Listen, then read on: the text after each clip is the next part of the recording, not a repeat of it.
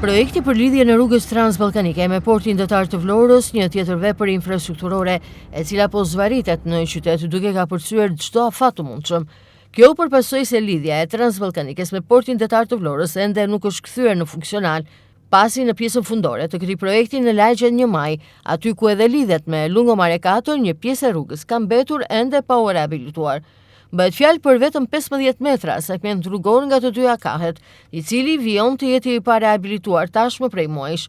Në muajin mars të këtij viti projektin po e pengonte një vilë 3 katëshe e cila u shemp më në fund, por megjithëse nuk kanë kaluar shumë muaj, kjo pjesë ku më parë ishte vila avion të mbetet amortizuar. Projekti për lidhjen e aksit transballkanike me zonën e portit detar të Vlorës dhe pikërisht me plazhin e vjetër dhe Lungomaren vijon që të mos jetë funksional. Kjo për shkak se punimet janë pezull prej muajsh për një hapësirë fare të vogël, vetëm disa metra pas shpinës time, e cila më parë ka qenë një ndërtesë 3 katëshe, por ndërtesa u shem, por firma nuk ka marrë ende masat për rehabilitimin e këtij segmenti rrugor për ta kthyer funksional për qytetin.